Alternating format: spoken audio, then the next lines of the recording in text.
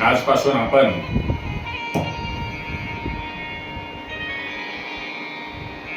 भगवान श्रीकृष्णांनी आपला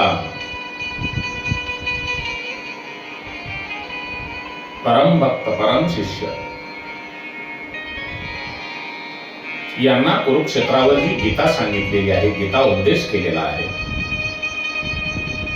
त्या गीते संदर्भात आपण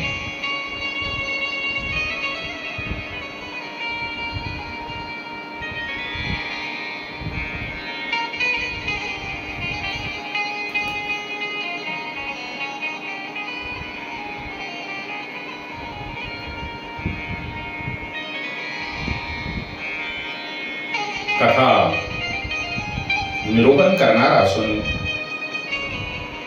भगवान श्रीकृष्णांनी जी गीता अर्जुनांना सांगितली ती गीता काही सप्तश्लोकी गीता पण आहे आणि त्या सप्तश्लोकी गीतेचे 700 श्लोकांमध्ये रूपांतर झाल्यानंतर त्या 700 श्लोकाचे 1 ते 18 अध्याय पडलेले आहेत. त्यांची रचना 1 ते 18 अध्यायापर्यंत पडलेली असून ते संपूर्ण श्लोक संस्कृत मध्ये आहेत आणि ते सर्वसामान्यांना कळावेत म्हणून माऊलींनी ज्ञानेश्वरीच्या रूपाने आपल्या सर्वांच्या कल्याणासाठी 1 ते 18 अध्यायाच्या रूपाने 9000 वयामध्ये विस्तारित असा केलेला ज्ञानेश्वरी ग्रंथ भगवंताचे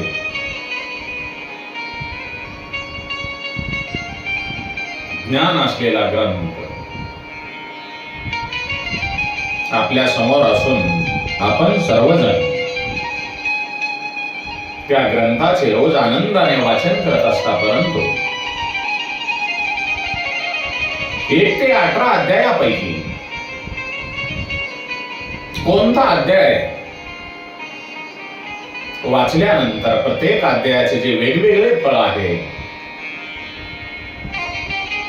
ते मी देवादिदेव महादेव भगवान श्रीकृष्ण यांच्या कृपेने मला जसे जमेल तसे मी आपल्या समोर कोणता अध्याय वाचल्यानंतर आपणाला कोणते फळ मिळेल या बाबतीत थोडक्यात गीता महात्म्य याबद्दल माहिती सांगण्याचा प्रयत्न करतो आणि आपण श्रीमद भगवद्गीतेच्या पहिल्या अध्यायाचे अध्ययन केल्यानंतर आपणाला कोणते फळ मिळते. एकदा देवादिदेव महादेव आणि माता पार्वती हे दोघे जण कैलासामध्ये बसलेले असताना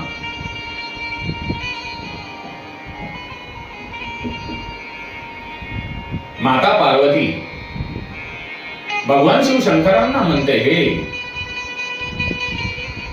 भगवान,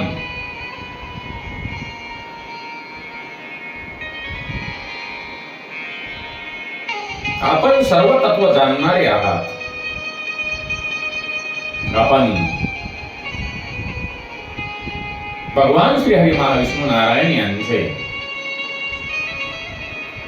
सर्व लोकांचा उद्धार करणारे असे अनेक प्रकारचे धर्म वाढविणारे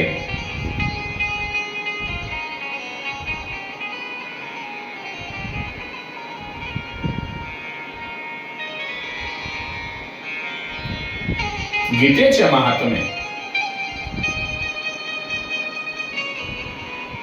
ऐकण्याची माझी इच्छा आहे, ते मला आपण सांगावे अशी माता पार्वतीची विनंती ऐकल्यानंतर, प्रार्थना ऐकल्यानंतर देवादिदेव महादेव म्हणतात, हे पार्वती, जे मेघाप्रमाणे श्याम वर्ण आहेत, ज्यांचे वाहन पक्षीराज गरुड आहे,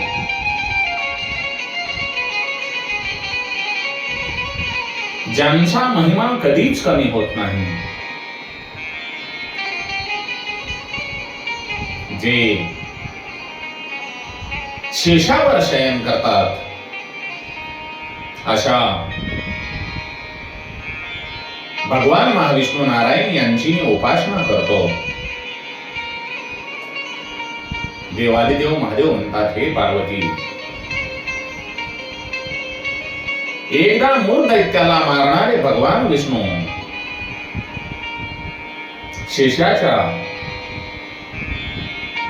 शय्येवर पहुडले होते. त्यावेळी लोकांना आनंद देणाऱ्या लक्ष्मी देवीने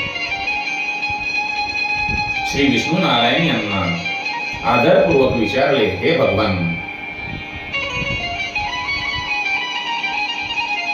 आपण सर्व जगाचे पालन करते असूनही आपल्याला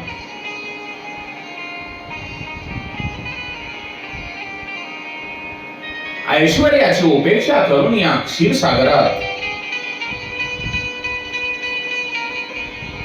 कशी काय झोप घेत आहात? त्यावर माता लक्ष्मीचा प्रश्न ऐकल्यानंतर भगवान नारायण म्हणतात, हे देवी, मी कधीही झोप घेत नाही.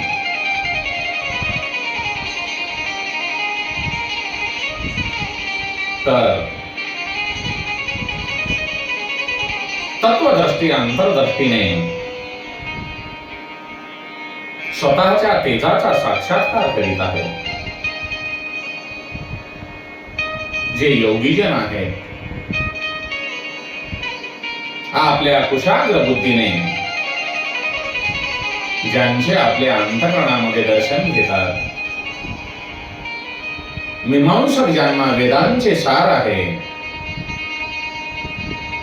असे निश्चयाने सांगतात, तेच हे महेश्वर तेज असून ते एकमेवा द्वितीय अजर प्रकाश स्वरूप, सर्वात्मा रोग शोक रहित अखंड आनंद कंद, निश्चल आणि द्वैत रहित आहेत. तेच या साऱ्या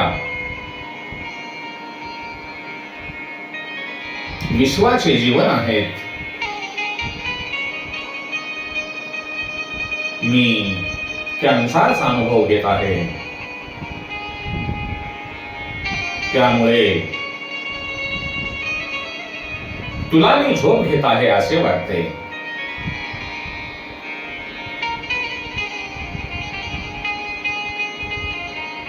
देवादिदेव महादेव हे भगवान महाविष्णू नारायण यांचे चिंतन करतात अंतर्मग्न होऊन, आणि भगवान श्री हरी नारायण हे देवादिदेव यांचे ध्यान करत असतात. तेव्हा लक्ष्मी म्हणते, लक्ष्मी माता म्हणते, हे ऋषिकेशा,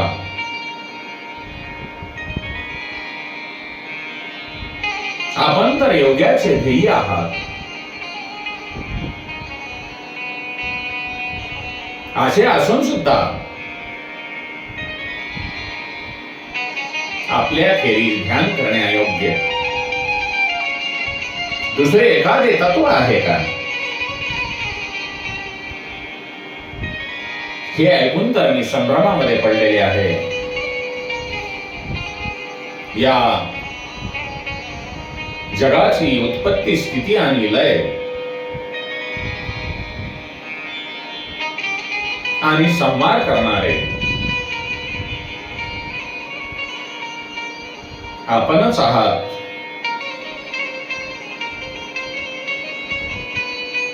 आणि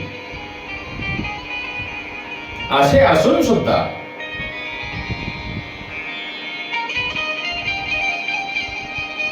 त्या आपल्या परमतत्वावरून काही निराळे वेगळे असेल तर त्या परमतत्वाचा बोध आपण मलाही सांगा. तेव्हा भगवान श्री हरी नारायण म्हणतात, हे प्रिय,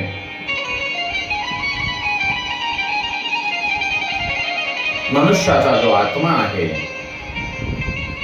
तो द्वैत अद्वैत भाव आणि अभाव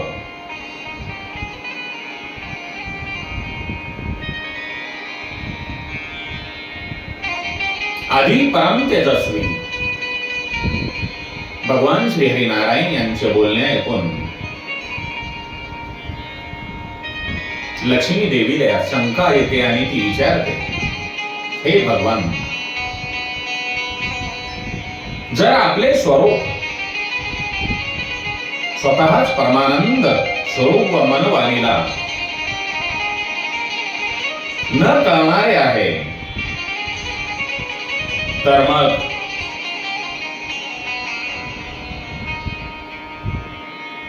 गीतेने तरी त्याचे ज्ञान कसे करून दिले? आपण माझ्या शंकाचे निवारण करा. तेव्हा भगवान श्री हरी नारायण म्हणतात,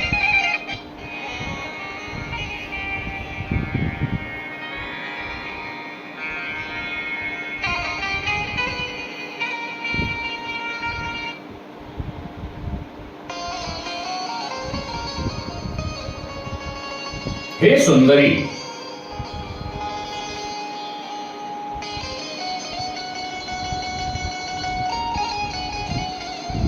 गीतेमध्ये माझे रूप कसे आहे तेच मी तुला सांगतो.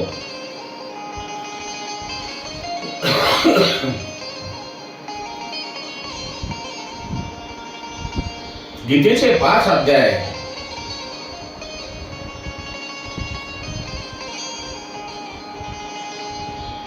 ही माझी 5 मुखे आहेत. पुढचे 10 अध्याय हे माझे हात आहेत.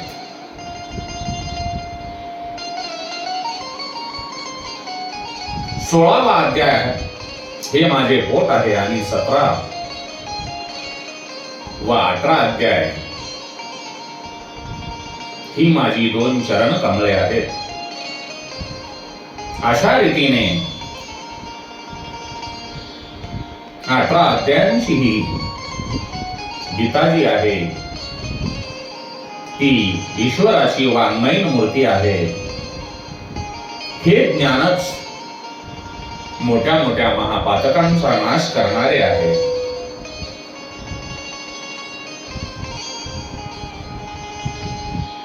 जो सात्विक बुद्धीचा मनुष्य गीतेचा 1 किंवा अर्धा अध्याय अथवा 1 अर्धा वा पाव श्लोक दररोज म्हणेल तो सुशर्माप्रमाणे मुक्त होईल. तेव्हा माता लक्ष्मीजी श्री हरी नारायण यांना म्हणते, हे भगवान, हा सुशर्मा कोण होता, कोणत्या जातीचा होता आणि त्याला मुक्ती कशामुळे मिळाली? तेव्हा श्री हरी नारायण सांगतात, हे लक्ष्मी,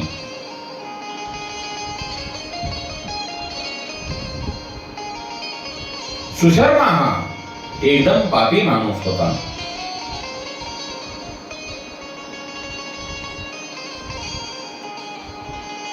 तो ब्राह्मण कुळामध्ये जन्माला आल्यानंतर अनेक वाईट कर्म करत होता.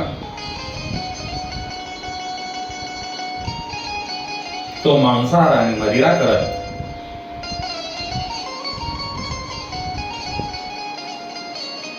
शेती व्यवसाय करत असे.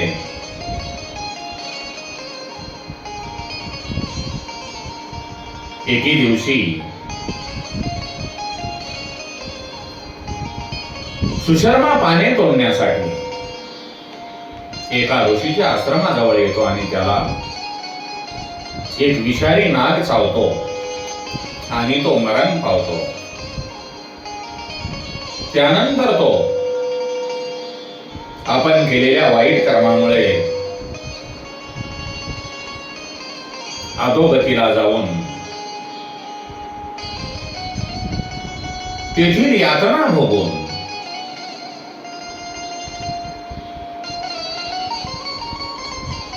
पुन्हा तो या पृथ्वीवर बैलाच्या रूपामध्ये जन्माला येतो.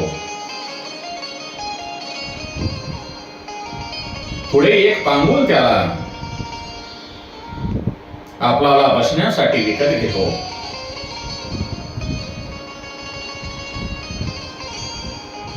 एके दिवशी पांगळाने त्या बैलाला उंच जागेवर फिरवल्यानंतर तो थकून जमिनीवर कोसळतो आणि बैल मरून जातो.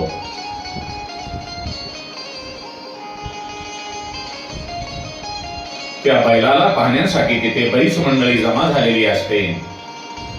त्यातील एका पुण्यात्म्याने आपल्या जवळील जे काही थोडेसे पुण्य होते ते त्याला दान केले. इतरही काही माणसांनी आपल्या जवळ जो काही थोडासा साठा आहे तो त्या बैलाला पुण्य स्वरूपामध्ये दान करण्याचा प्रयत्न करतात. त्या गर्दीमध्ये एक वेश्या पण उभी होती. तिला आपण काहीही पुण्य केल्याचे आठवत नव्हते. तरीही लोकांचे पाहून तिनेही त्याला त्या बैलाला अज्ञात पुण्यदान केले. यमराजांनी त्या बैलाला त्यांचा जो आत्मा होता बैलाचा त्याला यमपुरीत नेले. परंतु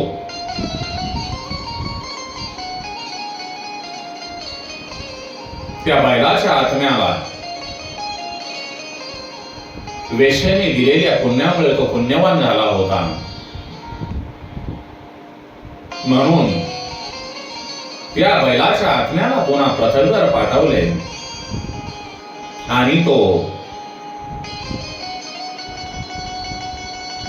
सुशर्मा बैलाचे जीवन संपूर्ण एका कुल शील संपन्न ब्राह्मणाच्या पोटी जन्माला आला आणि त्याला आपल्या पूर्वजन्माचे पुण्य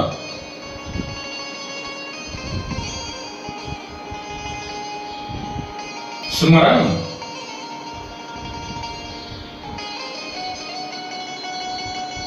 माहित असल्यामुळे समजू लागले. तेव्हा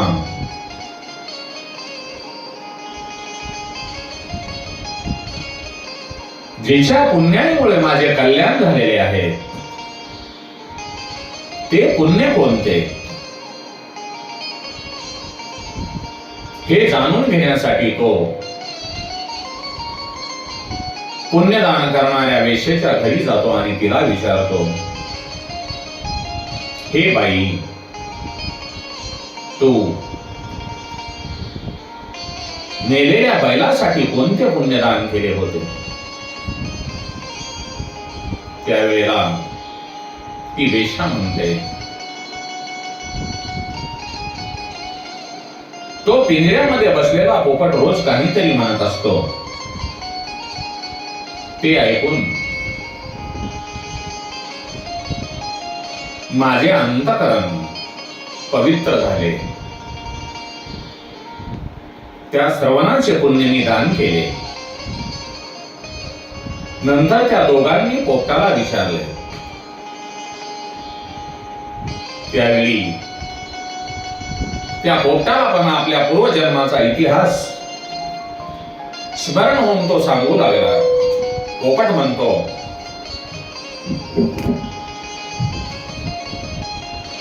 पूर्वजन्मी मी एक विद्वान होतो, परंतु त्या ज्ञानाचा मला फार गर्व होता.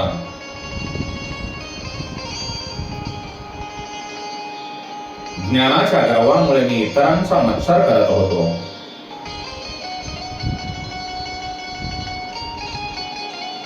कालांतराने माझा मृत्यू झाला. त्यानंतर माझा अनेक मी लोकांचा मत्सर द्वेष करत असल्यामुळे नीच योनीमध्ये जन्म झाला. आणि माझा शिक्षाप्रद काळ संपल्यानंतर परत मी या लोकी पोपटाच्या रूपामध्ये जन्माला आलो. माझ्या सद्गुरूंची खूप मी निंदा केल्यामुळे मला हा जन्म मिळालेला आहे. मी पापी असल्यामुळे लहानपणीच माझे आई वडील मरण पावले. एका उन्हाळ्यामध्ये मी तापलेल्या वाटेवर पडलेलो असताना त्या रस्त्यावरून काही दयाळू महात्मे जात होते.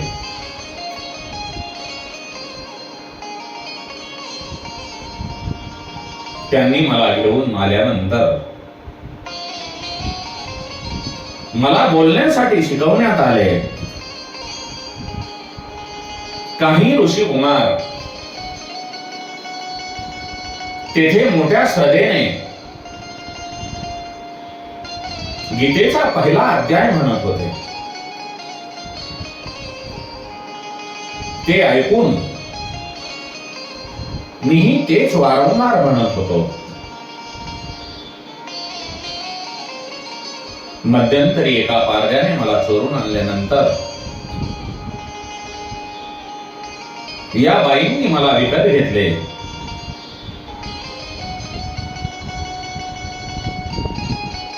मी त्या ऋषींच्या आश्रमामध्ये असताना गीतेचा पहिला अध्याय म्हणत म्हणत माझे संपूर्ण पाप नष्ट झालेले होते. तेच पाप ऐकून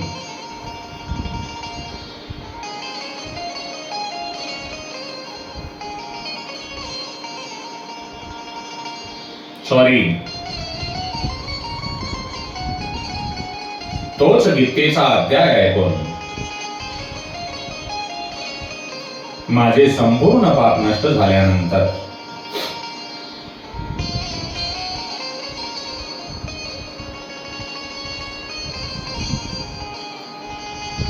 या बाईचे अंतःकरण शुद्ध झाले आणि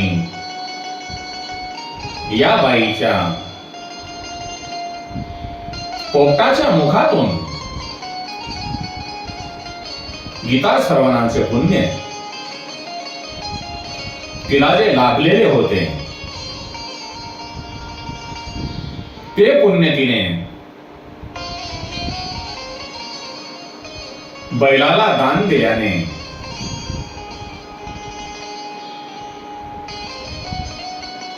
तो बैल झालेल्या पापी सुशाचेही पाप नाहीसे झालेले आहे. अशा रीतीने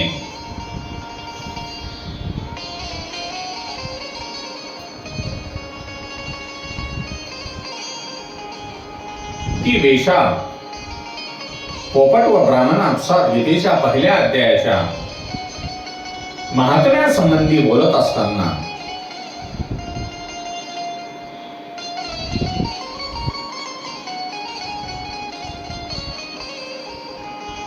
त्यांना गीतेच्या पहिल्या अध्यायाचा पुण्यलाभ होत होता. भगवत कृपेने भगवान श्रीकृष्णांच्या आशीर्वादाने त्यांना ज्ञान प्राप्त झाले. म्हणून जो कोणी मनुष्य गीतेचा पहिला अध्याय म्हणतो, ऐकतो, वाचन करतो, त्याचा अभ्यास करतो, त्याला हा भवसागर तरुण जाणे काहीही कठीण नाही. म्हणून आपण गीतेचा जर पूर्ण अध्याय वाचन करता आला नाही तरीही एक श्लोक, अर्धा श्लोक, पाव श्लोक तरी. म्हणून आपले कल्याण करून घ्यावे. गोपाल कृष्ण भगवान की जय.